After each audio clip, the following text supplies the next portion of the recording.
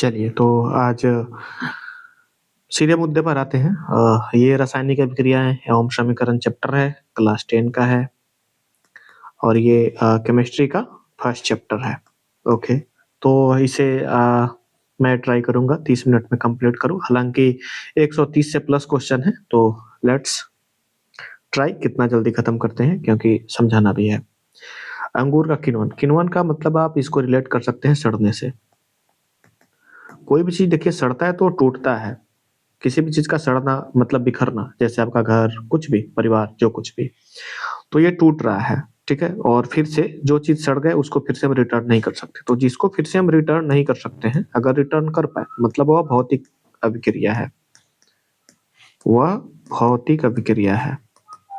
और अगर नहीं रिटर्न कर पाए, रिटर्न नहीं कर सकते हैं, मतलब वह रासायनिक अभिक्रिया है।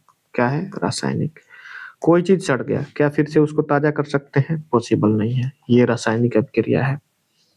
रासायनिक अभिक्रिया का सही अर्थ क्या है? देखिए, अवस्था में परिवर्तन बिल्कुल है, रंग में परिवर्तन भी होता है और ताप में परिवर्तन भी होता है, लेकिन इसमें एक ऑप्शन है रासायनिक परिवर्तन। तो ये सारे जो भी है ये सब इसी के अंतर्गत आते हैं। तो देखिए, कभी कभी सभी ऑप्शन एक ही जैसे होते हैं, तो उसमें जो सबसे ज्यादा उपयुक्त ऑप्शन होता है उसको टिक करते हैं, इसलिए मैंने ऐसा एक ऑप्शन बनाया।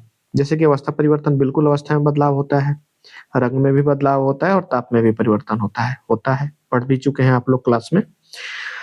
तो ये सारे के सारे इसके अंडर अंडर में आ रहे हैं ना, तो इसका आंसर सी हो जाएगा। नेक्स्ट क्वेश्चन हो जाता है कि रासायनिक अभिक्रिया के दौरान क्या होता है। देखिए, अणुओं का केवल विस्तार दे। मोस्टली क्या होता है कि एक और चीज ध्यान में रखिएगा, जहां पर केवल लिखा मिल जाए ना, 90% चांस तो होता है कि वो होगा ही नहीं। मतलब केवल लगा के जहां पर लिमिटेशन दे दिया जाए, वो ऑप्शन होगा ही नहीं। ठीक है, तो केवल यहाँ पर है। ठीक है, इसलिए इसका तो चांस कम लग रहा है। परमाणुओं का देखिए निर्माण, यहाँ पर आप जानते हैं द्रव्यमान संरक्षण नियम आप पढ़े होंगे, जिसमें ना तो निर्माण होता है यानी कि सृजन, और ना ही उसका विनाश किया जा सकता है। तो निर्माण तो होता नहीं है, हाँ पुनर्विन्यास जरूर होता है। तो ये एक ऑप्शन लग रहा है, बाकी ये निर्माण और केवल यहाँ पर विस्तार होगा तो ऐसा भी नहीं कहा जा सकता, और द्रव्यमान का नाश तो पॉसिबल नहीं है, इसलिए इसका आंसर सी हो जाएगा। मैग्नीशियम का दहन, दहन मतलब जलना। जब जलाएंगे उसको तो क्या होगा? तो देखिए, मैग्नीशियम है और मैग्नीशियम को जलाते हैं तो श्वेत ज्वाला के साथ हो जलता है। उसका जो ज्वाला होता है कैसा हो जाता है? श्वेत हो जाता है। बाकी मैग्नीशियम को मग से, और श्वेत मग याद रख लीजिएगा, उजला मग। तो मैग्नीशियम जब जलेगा तो किस रंग का उसका जो ज्वाला निकलेगा? उजला रंग का। इसका राख जो होगा, चूर्ण, वो भी किस रंग का हो जाएगा? श्वेत रंग का हो जाएगा। तो ये भी माइंड में रखना है। रासायनिक अभिक्रिया में भाग लेने वाले क्या है? अभिकारक, और जो बन जाते हैं उसको क्या कहते हैं? उत्पाद कहते हैं। ठीक है, यहाँ पर अभिकारक क्या है? जो भाग लेंगे, और जो बनेंगे, बना हुआ। और विलायक क्या है? विलायक घुलाने वाला, किसी भी पदार्थ को घुलाने वाला।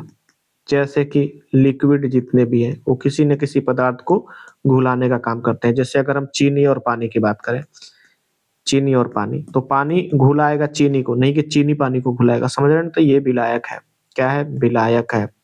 और चीनी क्या है? घुलने वाला है, तो विलेयक है। तो जो घुलने वाला होता है वो विलेयक होता है। दोनों को मिला दे तो विलेयन बनता है। क्या बनता है? विलेयन। इंग्लिश में कहें तो सॉल्यूशन।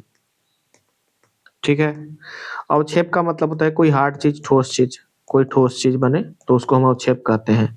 ठीक है, तो रासायनिक अभिक्रिया के फलस्वरूप बनने वाले पदार्थ क्या होंगे? तो उत्पाद होंगे। और यहाँ पर है कि रासायनिक अभिक्रिया को समीकरण में किससे दिखाते हैं? देखिए, रासायनिक अभिक्रिया हो रही है, इस चीज को हम तीर के द्वारा दिखाते हैं। जैसे A+B अगर हम बोले और ये तीर बता रहा है कि ये जो जो चीज हमने इसमें डाला वो क्रिया कर रहे हैं, और फाइनली क्या? C बना दिए। ठीक है, ये जो कुछ भी है। रासायनिक अभिक्रिया में ठोस अवस्था, ठोस को चूंकि इंग्लिश में क्या कहते हैं? सॉलिड कहते हैं, इसलिए इसको किस चीज से सूचित करेंगे? एस से। हालांकि ये सारे अक्षर जो होते हैं आप ध्यान से एक बार देख लेंगे। विलयन की अवस्था को किस अक्षर से? विलयन क्या है? एक यू से उसको सूचित करेंगे। किस चीज से? एक यू से। यहाँ पर बात कर दे सीधे, सॉलिड मतलब ठोस, ये ठोस को। लिक्विड मतलब कि द्रव, ये क्या है? द्रव है, ये ठोस है। और ये विलयन है, विलयन होगा तो एक यू से सूचित करेंगे। और जी फॉर गैस सबको पता है, गैस से सूचित, गैस के लिए जी का यूज करते हैं। सबसे ऊपर कौन होता है अब क्रियाशीलता श्रेणी में? तो के ना कहीं पढ़े होंगे आप लोग। मग लेके जिंक फेरे प्यारे बाबू जाते हैं, बाकी नीचे आप लोग देख लेंगे। तो पोटेशियम हो जाएगा सबसे ऊपर। तनु सल्फ्यूरिक अम्ल का रासायनिक सूत्र, सल्फ्यूरिक है तो H2SO4, और अगर सल्फ्यूरस कहते तो H2SO3 होगा। नाइट्रिक अम्ल का HNO3। तो ये सल्फ्यूरिक अम्ल है, सल्फ्यूरिक अम्ल, क्योंकि इसमें सल्फर है, सल्फ्यूरिक अम्ल। बाकी अम्ल पहचानने का तरीका आपको क्लास में बताया जा चुका है। क्लोरीन है तो हाइड्रोक्लोरिक एसिड, हाइड्रोक्लोरिक एसिड कह सकते हैं, या फिर इसको पेट का अम्ल भी कहते हैं, या फिर अमाशयी अम्ल भी कहते हैं, ठीक है, या अमाशयी द्रव भी कह सकते हैं, जो कुछ भी कहना हो। ये है नाइट्रिक, ठीक है।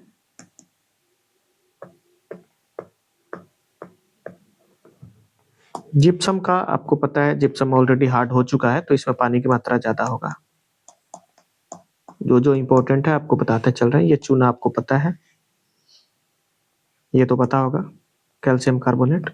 और ये आपको हाफ H2O क्या है, प्लास्टर ऑफ पेरिस है। ये क्या, काको पकड़ेगा तो मर जाएंगे ना, संगमरमर। और ये चूना पता ही है आपको, हालांकि ये क्या बिन बुझा हुआ चूना है। प्लास्टर ऑफ पेरिस क्या, अभी तक ये पानी से रिएक्शन नहीं किया है, हाफ पानी होगा। बाकी ये आपको पता है, ये क्या ऊपर आप देखे ही हैं,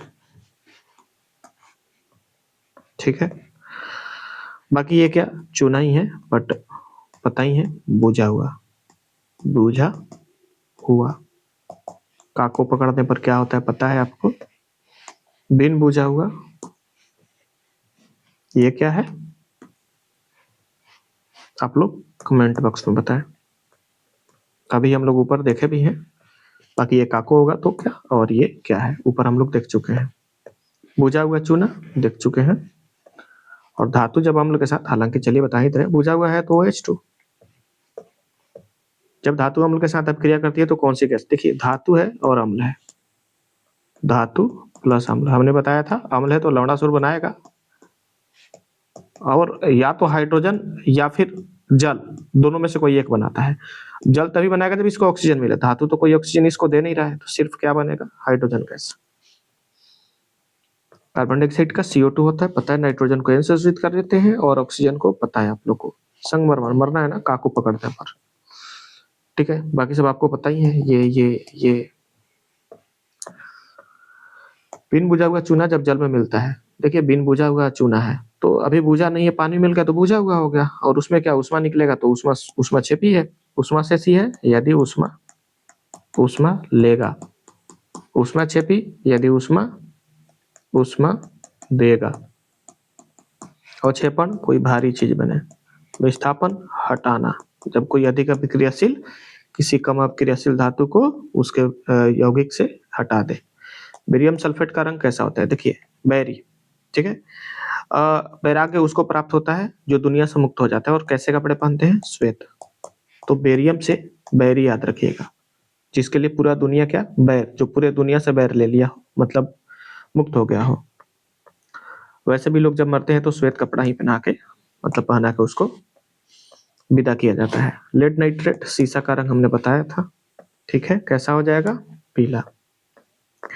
रासायनिक अभिक्रिया के फलस्वरूप निम्न से कौन सा परिवर्तन नहीं होता है, ताप बनता है, रंग भी बनता है और गैस भी बनता है, द्रव्यमान का नाश हो ही नहीं सकता है।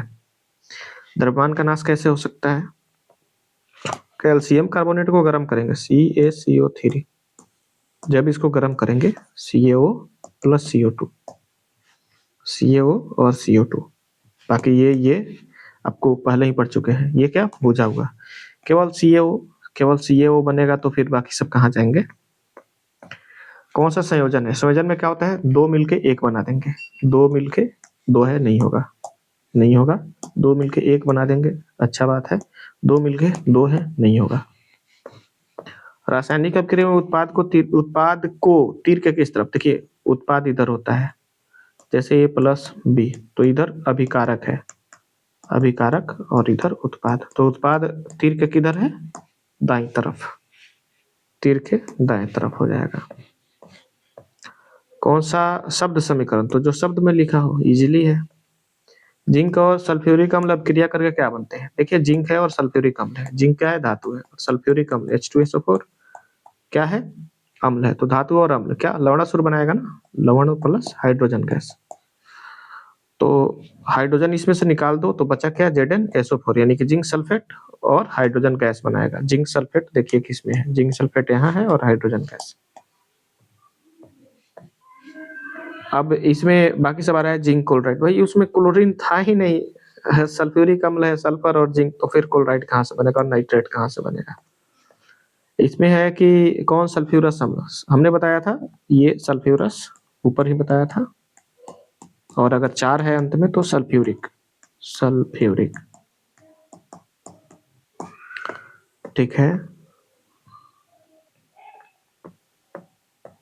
रासायनिक समीकरण निम्न में से कौन है, देखिए रासायनिक समीकरण क्या है कि जिंक प्लस अम्ल लवण और गैस बनाएगा, ठीक है। तो लवण कौन सा लवण बनाएगा, यहाँ पर पूरा कंप्लीट हमें जानकारी नहीं दिया गया। जैसे अब अम्ल में भी कौन सा, नाइट्रिक अम्ल, सल्फ्यूरिक अम्ल, हाइड्रोक्लोरिक अम्ल, कौन सा, इनकम्प्लीट है। H2SO ये तो बता ही नहीं रहा है कि ये मिल के किससे बना, मतलब कंप्लीट नॉलेज यहाँ पर भी नहीं है। Zn प्लस H2SO4 ये हाँ बिल्कुल है, तो सी हो जाएगा। कौन कंकाली है जो दोनों तरफ बराबर नहीं होगा, वो कंकाली है।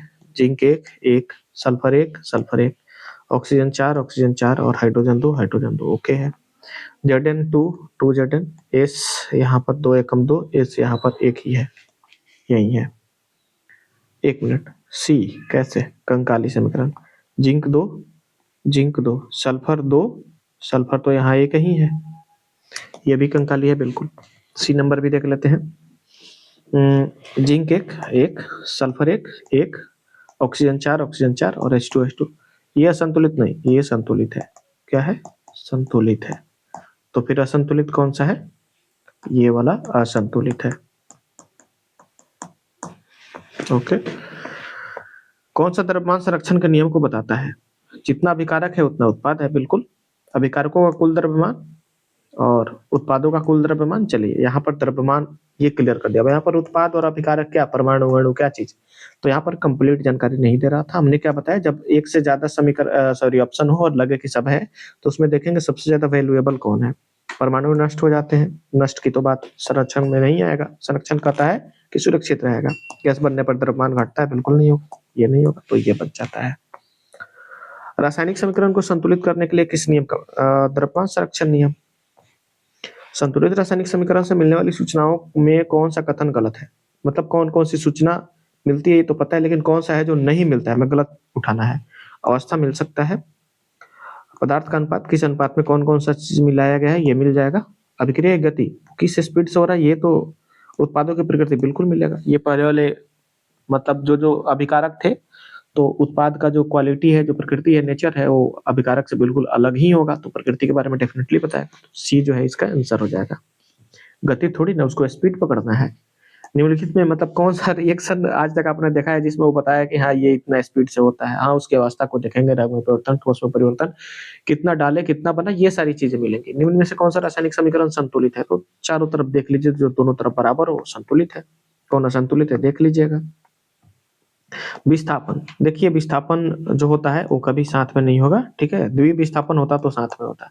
तो विस्थापन अकेले ही होगा जो दूसरे को हटाएगा। अब ये तो आपको सबसे पहले क्रियाशीलता श्रेणी याद होना चाहिए, के ना कहीं ये वाला, मग लेके जिंक फेरे प्यारे बाबू जाते हैं, हाँ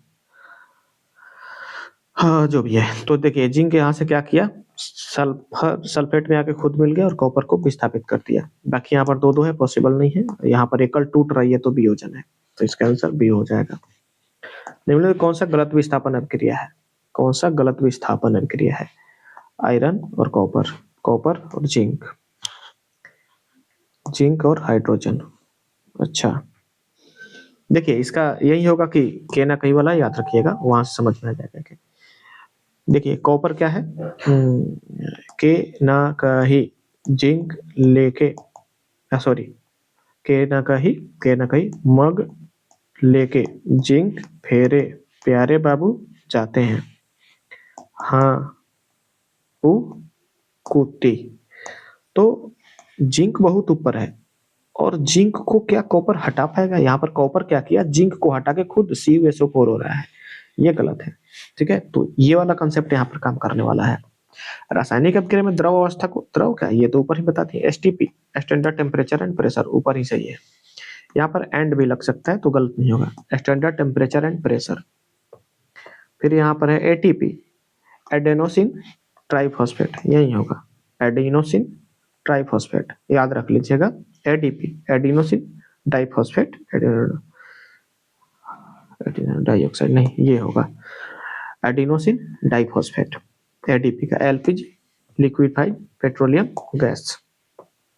एसटीपी पर 1 मोल 22.5, 22.4 लगभग, ठीक है। और रासायनिक अभिक्रिया में अवक्षेप नीचे की ओर, चूंकि भारी है तो नीचे की ओर। ग्लूकोज का C6H12, और ये क्या है, सुक्रोज का है, ये क्या है, एसिटिक है। जो जो इंपॉर्टेंट है मैं लिख रहा हूँ। ये क्या है,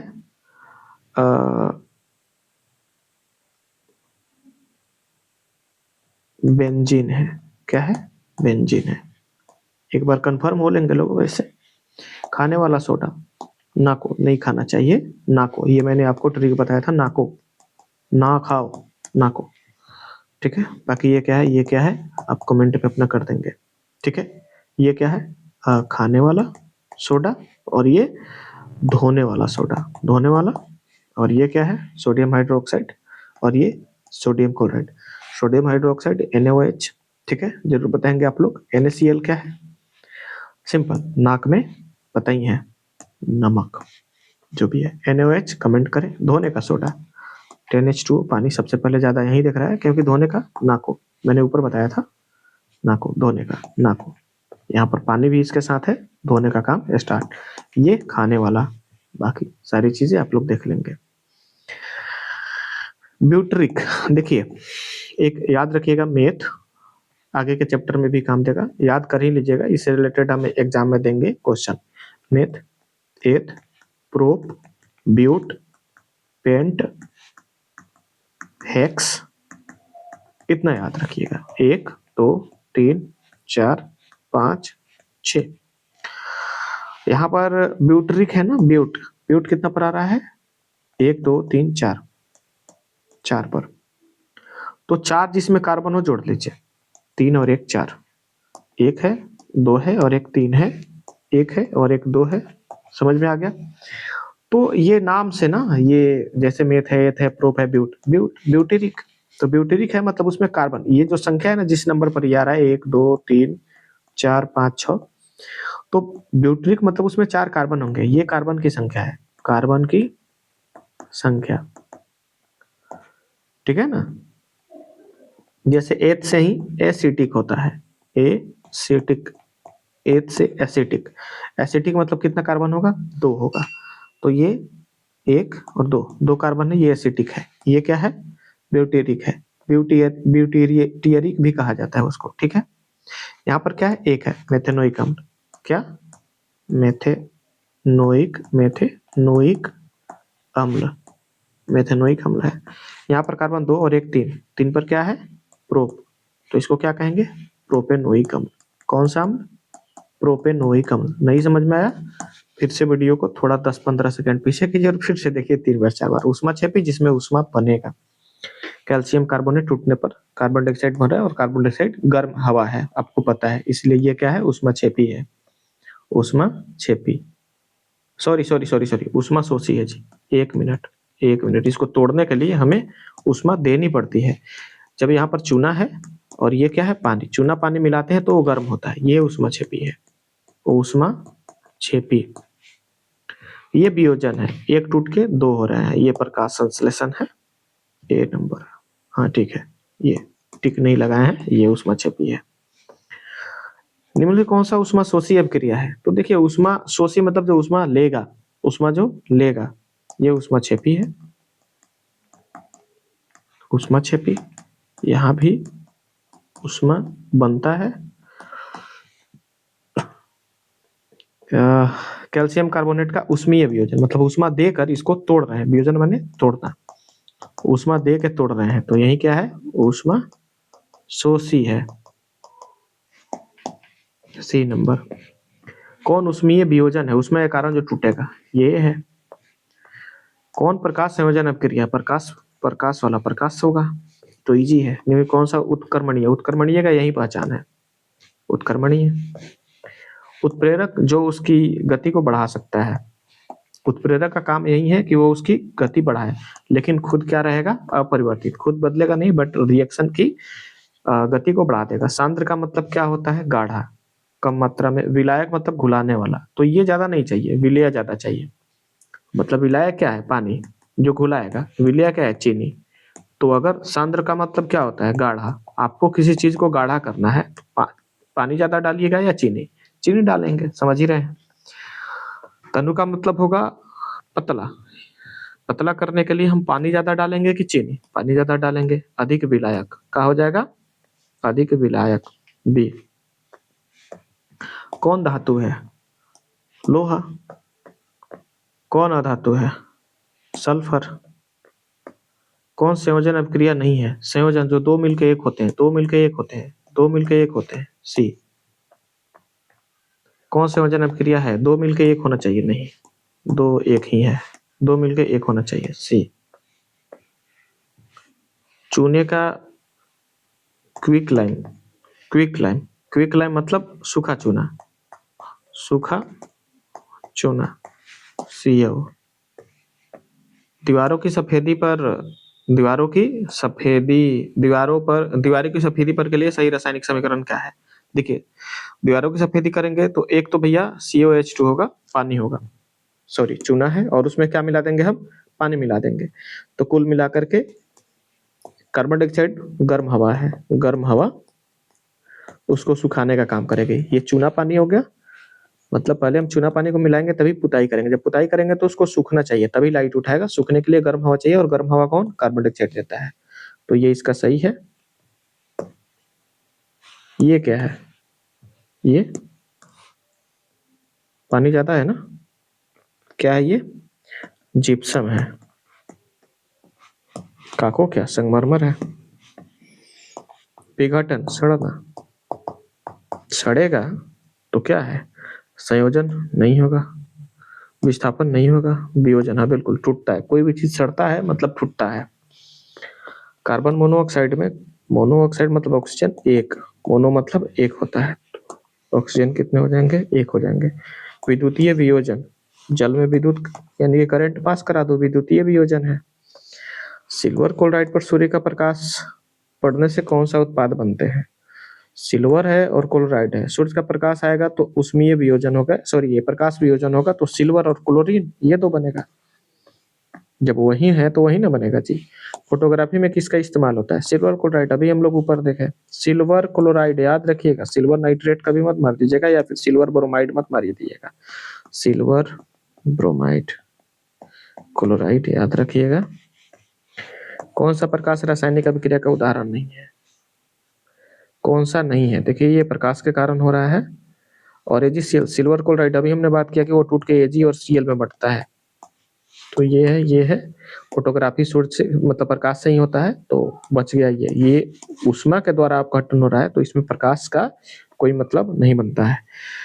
ऐसे रासायनिक समीकरण जिसमें ऊष्मा के परिवर्तन की जानकारी हो, उसे क्या, देखिए ताप होगा क्या, ऊष्मा रासायनिक समीकरण, जिसमें ऊष्मा के परिवर्तन की बात करिए ऊष्मा रासायनिक समीकरण कहा जाएगा। उसमें वियोजन का विपरीत कौन होता है, वियोजन के उल्टा संयोजन। कौन विस्थापन अभिक्रिया नहीं है, विस्थापन नहीं है, देखिए अकेले जिंक कॉपर को हटाएगा, है आयरन कॉपर को, चलिए पहले ऐसे सीधे देख लेते हैं, आयरन कॉपर को हटा रहा है, AgNO3, हाँ डबल, हमने क्या बताया, विस्थापन में डबल नहीं होगा, डबल में द्विविस्थापन हो सकता है। अकेले कोई ना कोई होना चाहिए था, जैसे सोडियम अकेले होता तो ये माना जा सकता है, जैसे यहाँ पर आयरन अकेले, जिंक अकेले, मैग्नीशियम अकेले, तो ये आंसर है, ये विस्थापन नहीं है। द्विविस्थापन अभिक्रिया नहीं है, द्वि द्वि दो दो दो दो दो, अकेले लीजिए सीधे। द्वि नहीं है तो दो वाला हमें नहीं चुनना है, ये दो दो साथ में है, दो दो साथ में है, और यहाँ पर भी देखिए K और I दो साथ में है, दो साथ में है, दो या दो से ज्यादा भी हो सकता है। ये अकेले है, ये सीधे विस्थापन है, द्विविस्थापन नहीं है। कॉपर सल्फेट का रंग कैसा होगा, देखिए कॉपर पर अगर सल्फेट चढ़ जाए तो उसका रंग हो जाएगा नीला, अगर कॉपर पर ऑक्सीजन चढ़ा दे तो हो जाएगा काला, याद रखिएगा ये सारे चीज, ठीक है। आयरन सल्फेट का रंग कैसा होगा, अगर आयरन है और इस पर हम सल्फेट चढ़ा दें तो ये हरा हो जाएगा, आयरन पर सल्फेट चढ़ा दे तो हरा हो जाएगा, लेकिन वही कॉपर पर सल्फेट चढ़ा दे तो नीला हो जाएगा। मतलब सल्फेट का रिएक्शन आप देख रहे हैं, या तो नीला या हरा, कहीं कहीं काला भी हो सकता है। आगे देखिए, तो यहाँ पर ध्यान समझिएगा, सल्फेट का रिएक्शन अगर हम लोहा से कराएं तो हरा हो जाएगा, ठीक है। अगर हम सल्फेट का रिएक्शन कॉपर से कराएं तो नीला हो जाएगा। वैसे भी कॉपर सोना जैसा दिखता है, सोना जैसा, तो कॉपर का रिएक्शन अगर हम सल्फेट से कराएं तो ये नीला हो जाएगा, सीला पहनेगी ना वो, सोना वाला है। तो ऐसे याद रख लीजिएगा, कॉपर सल्फेट है नीला और आयरन सल्फेट है हरा। कौन सा अवक्षेपण, अवक्षेपण अवक्षेपण का उदाहरण नहीं है, जो अवक्षेपण का उदाहरण नहीं है उसको चुन लेना है। देखिए, अवक्षेपण मतलब उसमें कुछ ना कुछ भारी बनना चाहिए, ठीक है। तो यहाँ पर एक यही देख रहा है, ये इतना बड़ा बड़ा जो आप रिएक्शन देख रहे हैं, यहाँ पर एक जिंक देख रहे हैं, जिंक, इसमें कोई अवक्षेपण बनता नहीं है। ये हाइड्रोजन गैस का निर्माण भी करता है और कोई अवक्षेपण नहीं बनता है। क्यों? क्योंकि याद रखिए कि ये क्या है, धातु है और ये क्या है, अम्ल है। ऐसे में तो लवणासुर बनेगा, लवण और प्लस हाइड्रोजन गैस, तो इसमें अवक्षेपण की कोई गुंजाइश नहीं बनती है। कौन उदासीनीकरण, अम्ल और क्षार, क्षार अम्ल, यही है। ये तो टूट के दो बन रहा है ना, वियोजन, और ये Zn प्लस H2SO4 यानी कि क्या धातु और अम्ल है, लवण और प्लस हाइड्रोजन गैस। और यहाँ पर क्या है, GnO3 और NaCl दोनों का अदला बदली, द्विविस्थापन। निम्नलिखित में कौन सा उपचयन अभिक्रिया अपचयन, निम्नलिखित में कौन सा अपचयन अभिक्रिया नहीं है? देखिए यहाँ पर क्या है, ऑक्सीजन टूटा, ऑक्सीजन टूटा और फिर जाके हाइड्रोजन में लगा, ऑक्सीजन टूटा और एल्यूमिनियम में लगा। ऑक्सीजन, इसका तो कोई रिएक्शन ही नहीं है। यहाँ पर क्या है, सब में ऑक्सीजन टूट रहा है तब जाके किसी और में लग रहा है, यहाँ पर ऑक्सीजन आके सीधे जुट रहा है, ठीक है। ये कौन सा है, उपचयन है। ऑक्सीजन का जुटना उपचयन, और अपचयन क्या है, ऑक्सीजन का टूटना और हाइड्रोजन का जुटना। मतलब हाइड्रोजन प्लस हो रहा है और ऑक्सीजन माइनस हो रहा है, ये अपचयन है, अपचयन। हाइड्रोजन टूट रहा है और ऑक्सीजन जुट रहा है, ये उपचयन है। तो इसमें हमसे क्या पूछा जा रहा था कि कौन सा अपचयन अभिक्रिया नहीं है। अब अपचयन ना होना मतलब क्या बच जाता है, उपचयन। उपचयन मतलब क्या, उपचयन मतलब ऑक्सीजन जुटेगा, ऑक्सीजन जुट रहा है। अपचायक कौन सा है? देखिए, अपचायक कौन होता है, जो इलेक्ट्रॉन, इलेक्ट्रॉन मतलब इतना समझिए पावरफुल, सब छोड़िए, शॉर्टकट एक ट्रिक आपको बता रहे हैं, पावरफुल। जो पावरफुल होगा वह क्या है, अपचायक है। पावरफुल और रिएक्टिविटी का काम करेगा। रिएक्टिविटी मतलब रिएक्टिविटी, के ना कही, ये वाला याद रखिएगा, के ना कही अगर उसमें का है, उसमें एक हाइड्रोजन भी आता है, याद रख लीजिएगा। तो इसमें हाइड्रोजन से, एक मिनट, अपचायक नहीं है। हाइड्रोजन उसमें है, जिंक भी उसमें है। अब बच जाता है ऑक्सीजन। ऑक्सीजन तो बिल्कुल बिल्कुल यही आंसर होने वाला है, ऑक्सीजन, ठीक है। उसमें ऑक्सीजन नहीं है, हालांकि कार्बन भी नहीं है, बट कार्बन प्लस माइनस चार होता है, चार ले भी सकता है और दे भी सकता है। और यहाँ पर बात हो रही है इलेक्ट्रॉन त्यागने की, त्यागने की। तो जो ये पावरफुल है ना, वही त्याग सकता है, कार्बन क्यों, ये तो त्याग भी सकता है और ले भी सकता है, इसलिए इसको मान ही नहीं सकते हैं, इसको मान ही नहीं सकते, इसको मान ही नहीं सकते हैं। तो ऑक्सीजन है जो केवल इस मतलब इस पावरफुल वाले श्रेणी में नहीं है। तो अपचायक जो जो पावरफुल में, पावरफुल में, सुनिए, एक उपचायक, एक मिनट, उपचायक और अपचायक। अपचायक, अपचायक वह है जो पावर में है, अपचायक वह है जो पावर में है, और उपचायक वह है जो पावर में नहीं है। तो यहाँ पर अपचायक नहीं मतलब उपचायक, पावर नहीं। देखिए, अपचायक कौन नहीं है, नहीं वाले क्वेश्चन में उल्टा हो जाता है। तो अपचायक छोड़ के हम यहाँ पर क्या ले लेंगे, उपचायक ले लेंगे। तो उपचायक मतलब जो पावर में नहीं है, पावर में, वो पावरफुल वाले श्रेणी में कौन, ऑक्सीजन नहीं आता है। कौन सा अपचायक है पावरफुल चाहिए, पावरफुल, ऑक्सीजन नहीं है, क्लोरीन नहीं है, नाइट्रोजन नहीं है, हाँ उसमें हाइड्रोजन जरूर आता है, याद रखिएगा, हाइड्रोजन आता है पावरफुल में। उपचायक नहीं है, उपचायक नहीं मतलब अपचायक, अपचायक मतलब पावरफुल, पावरफुल, पावरफुल। तो जो पावरफुल है, ऑक्सीजन उसमें नहीं है, क्लोरीन नहीं है, हाइड्रोजन है, पोटेशियम नहीं है, ठीक है ना। तो सी हो जाएगा। पोटेशियम है, मतलब यहाँ पर पोटेशियम पर मैग्नेट है जी। निम्नलिखित कौन सा उपचायक है? उपचायक मतलब पावर में, पावर में नहीं है, पावर में नहीं है। देखिए कितना आसान से, ये ट्रिक समझ गए तो दाएं दाएं मारेंगे। पावर में नहीं है, पावर में नहीं है, जो ये हाइड्रोजन है पावर में नहीं है। ऑक्सीजन काम करता है, जिंक काम करता है, एक मिनट, कार्बन, कार्बन को कुछ नहीं कहा जा सकता है, ये है, ये है, तो बचा कौन? ऑक्सीजन। यही इसका आंसर हो जाएगा। मतलब उपचायक मतलब पावर में नहीं होना चाहिए, ऑक्सीजन उसमें हम लोग नहीं पढ़ते हैं। कार्बन को इसलिए नहीं ले रहे हैं क्योंकि इलेक्ट्रॉन का जो त्याग करे, तो इलेक्ट्रॉन का जो त्याग करे, अब कार्बन ऐसा है जो त्याग कर भी सकता है और नहीं भी कर सकता है, तो इसलिए इसको हम नहीं ले सकते हैं। 83 नंबर क्वेश्चन पर अगर समझते कौन सा पदार्थ उपचायक होते हैं? उपचायक पावर में नहीं, तो सिंपल बात, अधातु। धातु तो पावरफुल है। यहाँ पर है कौन पदार्थ उपचायक, अपचायक पावर वाले, अपचायक मतलब पावर में, मोस्टली धातु होते हैं। उपचायित, अब देखिए उपचायित मतलब अपचायक, यहाँ पर उल्टा होता है। इत इत वाला जब आता है ना, इत इत कित कित कित कित खेलिएगा तो सब कुछ उल्टा कर दीजिएगा। एक पैर, दोनों पैर से नहीं चलना है, मतलब उल्टा।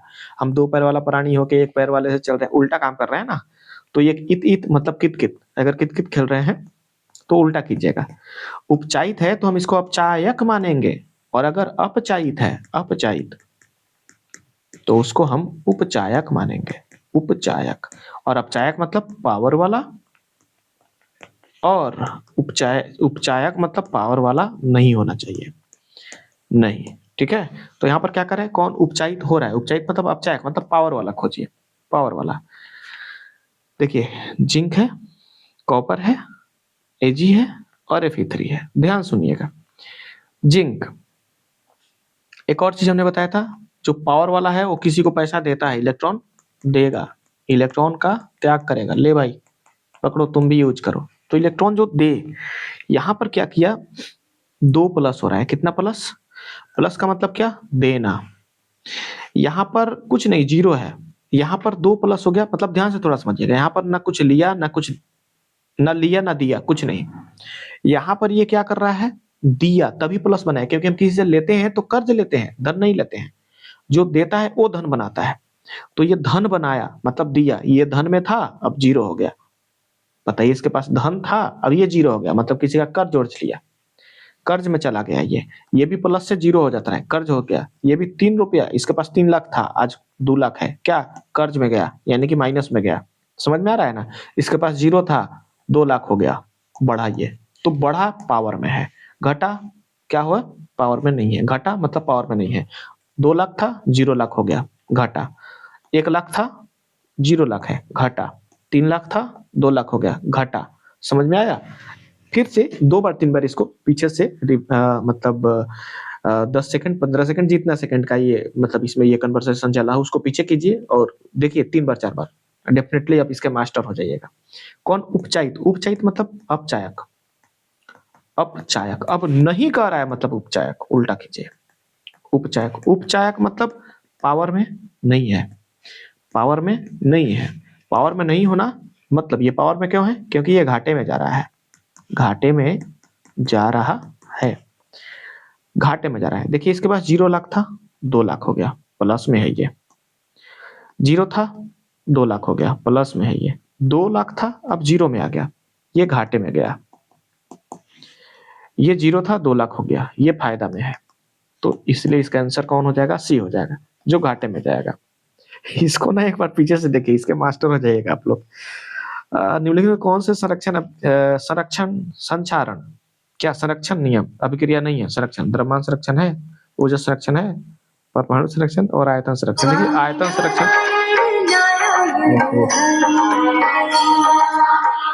ये कहाँ से आया? कैसे इसको क्लियर करें भाई साहब? हाँ तो चलिए, मे बी कि कॉपीराइट आ जाए इस पर, अब जो भी हो। हाँ, ये संरक्षण अभिक्रिया नहीं है, नहीं मतलब संरक्षण अभिक्रिया जो नहीं है। देखिए ध्यान समझिएगा, आयतन संरक्षण, आयतन का मतलब ये होता है द्रव्यमान। द्रव्यमान और आयतन में थोड़ी बहुत अंतर होती है, थोड़ी बहुत कही मतलब बहुत ज्यादा होता है। तो इसके बारे में क्लास में बता भी दिया था, ठीक है। परमाणु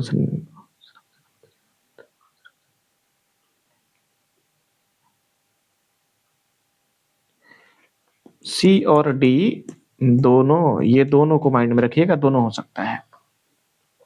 संरक्षण नियम के लिए इनमें से कौन सा कथन गलत है? द्रव्यमान नष्ट नहीं होता है, सही बात है, जो गलत है उसको चुनना है। द्रव्यमान उत्पन्न नहीं होता है, बिल्कुल नहीं बना सकते हैं। परमाणु नष्ट नहीं किए जा सकते हैं, परमाणु की तो बात नहीं होता है। द्रव्यमान संरक्षण में परमाणु नहीं है, द्रव्यमान की ही बात होगी।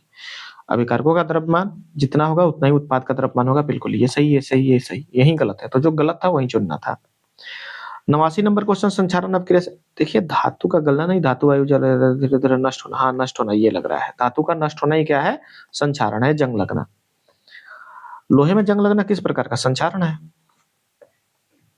तो लोहे में जंग लगने के लिए कौन सा आवश्यक है? केवल ऑक्सीजन नहीं होगा, केवल जल नहीं होगा, हाँ ये दोनों अगर हो तो लग जाएगा, उसमें जंग पकड़ लेगा। ऑक्सीजन भी मिल जाए और उसको जल भी मिले। अगर हम मतलब ऑक्सीजन तो हमारे घर में भी है, लेकिन लोहे को अगर घर में रखें, ऑक्सीजन से केवल बचा दे, तेल और लेप दे, तो क्या होगा? क्या होगा? जंग नहीं पकड़ेगा। लोहे पर जंग का रासायनिक सूत्र क्या है? देखिए ये आयरन का ऑक्साइड है, मतलब संक्षारित हो चुका है। ये आपको एक्चुअली सही होगा, ये इनटू है, मतलब गुना। एक्स यहाँ पर कुछ नहीं है, मतलब उसके साथ ऑक्सीजन भी रिएक्शन करे, पानी के भी संपर्क में आए, जब दोनों के संपर्क में आएगा तो वह क्या होगा? जंग पकड़ लेगा। और यहाँ पर सीधे जंग का पूछा जा रहा है, तो जंग में पानी भी तो होगा, तभी तो जंग पकड़ा है, ठीक है। आगे, निम्न में कौन सा संचारण, अच्छा देखिए इन दोनों में थोड़ा डिफरेंस समझ लीजिए। ये आयरन ऑक्साइड है, मतलब ये धातु लोहा ऑक्सीजन के संपर्क में आ रहा है तो आयरन ऑक्साइड बना रहा है, मतलब जंग पकड़ने का एक कारण है। बट अभी तक ये नमी के संपर्क में नहीं आया है, इसलिए कंप्लीटली ये नहीं कहा जा सकता कि इस पर जंग पकड़ेगा ही। बट यहाँ पानी भी मिल गया ना, 100% जंग पकड़ लिया। आगे देखिए, कौन सा संचारण संचारण का उदाहरण नहीं है, मतलब संचारण नहीं है। लोहे में जंग लगना है, चांदी का काला पड़ना, तांबे पर हरी परत, कैल्शियम ऑक्साइड का जल से अभिक्रिया करना। देखिए कैल्शियम ऑक्साइड का, अब ये नहीं ना, तांबे पर मतलब एक परत बन जाए, चांदी काला हो जाए, ये सब जंग है, बट ये नहीं है। तो यही इसका आंसर हो जाएगा। ये कह रहा है संचारण नहीं है, नहीं नहीं वाले पर बहुत ध्यान दीजिएगा। चांदी का काला पड़ना, देखिए चांदी का काला पड़ना मतलब चांदी एक तो होता है क्या? चांदी का मतलब होता है ये जी सिल्वर, ठीक है। और सिल्वर पर यदि ऑक्सीजन से मोस्टली ये रिएक्टिव मतलब रिएक्शन नहीं करता है, इसके प्रति रिएक्टिविटी नहीं होता है, ठीक है। सिल्वर क्लोराइड ये प्रकाश वाला, आपको पता है ऊपर से हम लोग पढ़ते आ रहे हैं, ठीक है। तो ये प्रकाश है, प्रकाश वियोजन। और सिल्वर सल्फाइड, तो सिल्वर जो है, सिल्वर मतलब क्या? चांदी। चांदी जो है ऑक्सीजन से अक्सर रिएक्शन नहीं करते, या फिर करते हैं तो लगभग ना के बराबर। वो सबसे ज्यादा रिएक्शन किसके साथ करते हैं? तो सल्फाइड के साथ, सल्फर के साथ करते हैं। और इसीलिए चांदी जो काला पड़ रहा है ये किसके कारण? सल्फर के कारण। बाकी हमने क्या पढ़ा था कि अगर कॉपर सल्फेट हो जाए CuSO4, इस कारण यानी कि कॉपर का सल्फर से रिएक्शन कराए। और एक आयरन सल्फेट हमने बात किया था, आयरन सल्फेट, ठीक है। ये सारे बात हमने किया था। तो हमने क्या बताया था? कॉपर तांबे, ये कौन? नीला होगा। क्या होगा? नीला। तांबा का रंग सोना की तरह, सोना कौन? सीला पहनेगी। और ये हरा रंग का होता है। लेकिन यही सल्फर यदि चांदी के साथ रिएक्शन कर ले, समझ गए, तो इसका रंग कैसा हो जाएगा? काला हो जाएगा, याद रखिएगा। तांबे पर हरी परत बनाने का कारण क्या है? Copper sulphate. तांबे पर हरी, कॉपर सल्फेट, CuCO3 या CuCO3 CuH2, ये ज्यादा मतलब क्या इसको कहें, क्लैरिटी देता है। इसका ऑप्शन नंबर सी होगा। क्यों? CuCO3 कॉपर कार्बोनेट, जब कार्बोनेट का उस पर अगर परत चढ़ जाए तो भी हरा हो सकता है, या कॉपर कार्बोनेट के साथ साथ उस पर कॉपर का हाइड्रोक्साइड यानी कि जो क्या है, क्षार है, ये अगर हो जाए तो भी हो सकता है। मतलब एक तो ये भी सही है, एक ये भी सही है, और इस ऑप्शन में ये दोनों है, इसलिए ऑप्शन नंबर सी सही है। निम्न में से कौन सा संक्षारण को रोकने की विधि नहीं है? पेंट करेंगे बिल्कुल रुकेगा, गैल्वेनाइज बिल्कुल रुकेगा, मिश्र धातु बना देंगे रुकेगा, पानी में ही डुबा देंगे तब तो चांस रहेगा कि वह पकड़ ले। गैल्वेनाइज किस धातु का? जिंक का। जिंक धातु से ही गैल्वेनाइजेशन करते हैं, याद रखिएगा। गैल्वेनाइजेशन किससे करते हैं? जिंक धातु से करते हैं। मतलब ये क्या है, एक धातु के ऊपर एक पतली लेयर चढ़ा देते हैं। लेयर किसका? जिंक का। जिंक का लेयर लिख दे रहे हैं, जिंक का परत चढ़ाना। परत चढ़ाना गैल्वेनाइजेशन कहलाता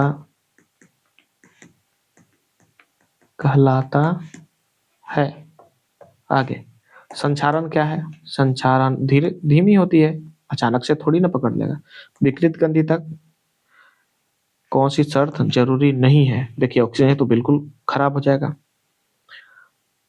प्रकाश से और नमी से और निम्न तापमान। विकृत गंधिता, तापमान को यदि कम कर दें तो विकृत गंधिता यानी कि गंध जो है खराब हो, इसका कोई जरूरी नहीं है। मोस्टली क्या है? ऑक्सीजन। प्रकाश से भी बचाया जाता है क्योंकि ये ज्यादा टेम्परेचर दे देता है। टेम्परेचर दे देता है और इससे गर्मी के दिनों में जल्दी खाना खराब होते हैं। नमी के कारण भी होता है। अगर उसको सूखा छोड़ दें, जैसे कि रोटी है, उसको बिल्कुल ड्राई कर दे, क्यों खराब होगा? ठीक है ना, फफूंदी नमी पर ही होता है। फफूंदी नमी पर ही होता है।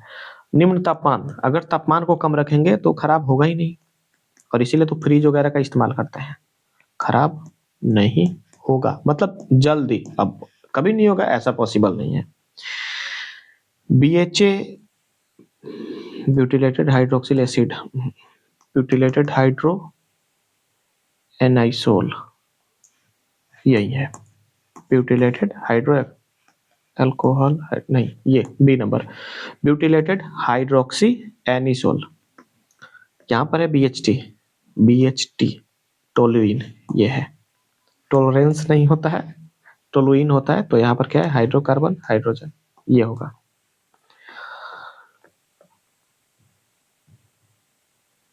टोलुइन तो यहाँ भी है ना, एक मिनट, हाइड्रोक्सी हाइड्रोजन, सॉरी ये नंबर होगा क्योंकि टी का मतलब टोलुइन होता है। ठीक है, बी से ब्यूटिलेटेड हो जाएगा। ओहो, यहाँ पर बेसिक है जी, सॉरी ये नहीं होगा, ब्यूटिलेटेड होगा। ब्यूटिलेटेड यहाँ है लेकिन टोलरेंस है, टोलुइन नहीं है। और ये हीट नहीं होता है, हाइड्रोक्सी होता है।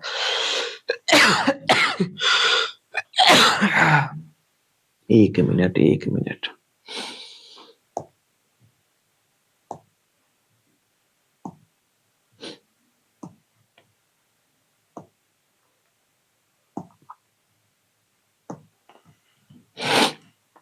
B for butylated, H for hydroxy और T for toluene. 102 number question है, चिप्स की प्लास्टिक थैली में नाइट्रोजन। कौन सा अज्वलनशील पदार्थ जो नहीं जल सकता है? कांच। न्यूनतम तापमान पर जब जलने लगता है तो उसको जो ज्वलन ताप कहते हैं, ज्वलन ताप। दहन के लिए कौन सी शर्त जरूरी नहीं है? ईंधन चाहिए, ऑक्सीजन चाहिए, उचित ताप चाहिए, प्रकाश की जरूरत नहीं है। जरूरी नहीं है कि प्रकाश है तो जल नहीं लगेगा। कौन दहन के लिए जरूरी है? ईंधन चाहिए, केवल ऑक्सीजन चाहिए। अब केवल यहाँ पर एक चीज देख रहे हैं, हमने क्या बताया था? केवल जहां लग जाए समझ लीजिए खत्म बाजार उसका। ईंधन, ऑक्सीजन और ये ज्वलन ताप तीनों चाहिए, तो सी ही होगा। केवल ये नहीं, केवल ताप से होगा, केवल ऑक्सीजन से होगा, केवल ईंधन से नहीं होगा। दहन के फलस्वरूप क्या बनता है? कौन कौन से उत्ताप बनता है? आपको पता है, प्रकाश बनेगा, ऊष्मा बनेगा, ठीक है, केवल जल। जल इसमें क्या होगा? केवल का तो मतलब भूल ही जाइए। तो बच रहा है कार्बन मोनोऑक्साइड, जलने के बाद कार्बन डाइऑक्साइड बनता है, धुआं। ज्वाला के मुख्यतः कितने क्षेत्र होते हैं? मुख्यतः 3 क्षेत्र में बांटा गया है उसको। ज्वाला का सबसे चमकीला क्षेत्र मध्य क्षेत्र, बीच वाला, बाहर वाला तो दिखाई नहीं देता है, और अंदर वाला तो वाष्प क्षेत्र होता है। इस क्षेत्र में वाष्प होता है, तो भीतरी क्षेत्र में अभी हमने बताया था, इस क्षेत्र में वाष्प का पूर्ण दहन है, सबसे बाहरी पर। ज्वाला के इस क्षेत्र में ऑक्सीजन का अभाव होता है, ऑक्सीजन जहां पर होगा ही नहीं। तो देखिए, जो भीतर है वहां पर ऑक्सीजन की पूर्ति उसको होती नहीं है, इसलिए वहां पर पूर्ण दहन होता भी नहीं है। ज्वाला के इस क्षेत्र में सबसे कम तापमान होता है, सबसे अंदर होगा जहां पर क्या उसका बत्ती है। ज्वाला के क्षेत्र में मध्य तापमान मध्य मध्य में, मिडिल में। ज्वाला के क्षेत्र में सर्वाधिक तापमान बाहरी। ज्वाला के क्षेत्र में दहन नहीं होता है। दहन कहाँ? भीतर। भीतर तो अभी वाष्प बन के मतलब वाष्पीकरण की प्रक्रिया होती है। ज्वाला के क्षेत्र में कार्बन कण पाए जाते हैं मध्य में, बीच में।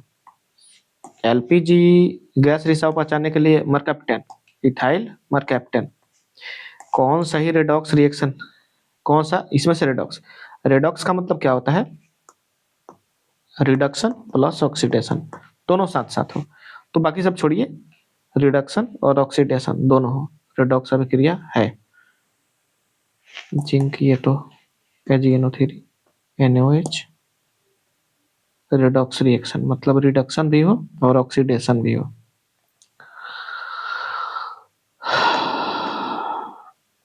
रिडक्शन मतलब हाइड्रोजन जुटेगा और ऑक्सीजन टूटेगा, मतलब इन दोनों में से कोई एक हो जाए। और ऑक्सीडेशन दोनों को मिला के, तो ऑक्सीडेशन में क्या होता है कि हाइड्रोजन टूटेगा और ऑक्सीजन जुटेगा, ये होता है। तो यहाँ पर क्या है कि पहले ऑक्सीजन टूटा, तब जाके जिंक में लगा, ZnSO4। ये टूटा तो जाके जिंक के साथ आया, तो ऑक्सीजन का टूटना क्या है? रिडक्शन, रिडक्शन हुआ। अब ऑक्सीजन टूटने के बाद जिंक में जुटा, तो जिंक में जुटा मतलब ऑक्सीडेशन हुआ, तो दोनों यहाँ पर हो गया। बी। कौन उपचायक? और हमने क्या बताया था? उपचायक पावर नहीं है, पावर नहीं है। हाइड्रोजन उसमें है, कार्बन को कुछ कह नहीं सकते हैं। जिंक है, बच गया ऑक्सीजन, जिसके पास कोई पावर, मतलब वो पावर वाले ये उसमें नहीं है श्रेणी में। कौन अपचायक है? पावर वाले, पावर वाला चाहिए। ऑक्सीजन उसमें नहीं है, क्लोरीन नहीं है, हाइड्रोजन है, नाइट्रोजन नहीं है। सी। सूर्य प्रकाश के प्रभाव से कौन सा पदार्थ अपघटित हो जाता है, टूट जाएगा? सिल्वर क्लोराइड, पहले ही बात कर चुके हैं। सोडियम हाइड्रोक्साइड और जिंक के कौन सा? देखिए NOH ये धातु है, क्या है? धातु है, धातु। तो धातु हाइड्रोजन को गायब करेगा, बाकी आ जाएगा। Zn अभिक्रिया कौन सा उत्पाद बनाता है? ZnO, zinc chloride. क्लोराइड इसमें क्या करेगा? ZnO, और एक डी नंबर क्या? ZnSO4, sodium zincate. हाँ, जिंकेट बना देगा, सोडियम जिंकेट बनाएगा और हाइड्रोजन गैस बनाएगा। इन सभी में किसी में हाइड्रोजन गैस नहीं बन रहा था, इसीलिए ये सीधे आसान में समझ में आता है कि ये क्षार है, और क्षारक के साथ अगर क्या धातु रिएक्शन करे तो एक तो लवणासुर और एक हाइड्रोजन गैस का बनना है। रासायनिक विभव व्यक्त किया जाता है शब्द द्वारा, रासायनिक समीकरण द्वारा, प्रतीक द्वारा, चित्र। सबसे अच्छा क्या है? रासायनिक समीकरण द्वारा। लेड नाइट्रेट को गर्म करने पर कौन सा उत्पाद प्राप्त होता है? Lead nitrate, PbNO3। एस इसमें क्या करेगा? क्लोरीन क्या करेगा? केवल वाला तो भूल ही जाइए, ए। फेरस सल्फेट क्रिस्टल का रंग कैसा होता है? देखिए, आयरन के साथ क्या है? सल्फेट है, और हमने क्या बताया? आयरन सल्फेट है और कॉपर सल्फेट है। कॉपर सोना की तरह सीला लेगी, नीला, और ये हरा, तो इसका हो जाएगा हरा। नाइट्रोजन डाइऑक्साइड धुएं का रंग कैसा होता है? देखिए, नाइट्रोजन ऑक्साइड है, नाइट्रोजन ऑक्साइड, इसके धुएं का रंग नाइट्रोजन है और ऑक्साइड है, नीला हो जाएगा। Sorry sorry sorry sorry sorry, नीला तो नीला हरा तो उसके लिए रिजर्व है, भूरा। नीले विलयन में लोहे की कील डालने पर क्या होगा? नीले विलयन में, अच्छा नीला क्या है? नीला सीला, कॉपर सल्फेट। इसमें लोहा, आयरन डाल दिए, आयरन क्या करेगा? कॉपर को गायब करेगा, तो FeSO4 हो जाएगा। और कॉपर क्या यहाँ पर बना? फेरस सल्फेट, ए। अरे, फेरस सल्फेट। नीले विलयन में लोहे की कील डालने पर विलयन का रंग बदल गया। प्रारंभिक, अच्छा पहले वाला क्या था? यानी कि ये नीले, पहले वाला तो कॉपर सल्फेट है। बाद में जो ये पहले वाला है, पहले, और ये बाद में, क्योंकि बाद में आयरन उसको क्या करेगा? कॉपर को हटा देगा, तो आयरन सल्फेट खुद हो जाएगा फेरस सल्फेट, और कॉपर को गायब कर देगा। लेकिन पहले वाले में क्या है? कॉपर सल्फेट, वही क्या है? नीला है। यहाँ पर है रासायनिक अभिक्रिया में किसी पदार्थ के ऑक्सीजन का ह्रास होना। ऑक्सीजन का ह्रास हो रहा है मतलब क्या हो रहा है? अपचयन है। कौन उत्पाद समीकरण में उत्पाद कौन सा है? उत्पाद कौन सा है मतलब निम्न समीकरण में उत्पाद कौन सा है? ZnH2SO4, जिंक प्लस ये क्या क्या दे रहा है? प्लस H2A, संभव नहीं है। केवल H2 होता तो अब यहाँ पर ये है, क्या पता ये क्या दे रहा है? ये तो यहाँ होना चाहिए कि A number option, B number option H2SO4, बाकी इसमें कुछ पता है नहीं। ZnSO4 और H2 क्या है यहाँ पर निम्न समीकरण में? अच्छा जी, यहाँ से समस्या है, ये समीकरण है, ठीक है। तो इसमें उत्पाद क्या बन रहा है, उत्पाद कौन सा है? ZnSO4 और H2 है, ZnSO4 और H2 उत्पाद है। ये ए ऑप्शन इसके नीचे वाले लाइन में यहाँ होना चाहिए था। मतलब कह रहा है कि उत्पाद के रूप में एक कह रहा है कि ए में जिंक नहीं, केवल जिंक नहीं बन रहा है, जिंक सल्फेट और हाइड्रोजन दोनों बन रहा है। यहाँ पर क्या कर रहा है, हाइड्रोजन सल्फेट नहीं, यहाँ पर ZnSO4 और हाइड्रोजन दोनों बन रहा है, ये सही है। तो अगर वीडियो अच्छा लगा हो तो सबसे पहले 1 मिनट, सबसे पहले भाई लाइक कर दो, बहुत मेहनत से बनाया है। चैनल को सब्सक्राइब कर दो और बाकी सब आपको पता है, शेयर करना बिल्कुल ना भूलें।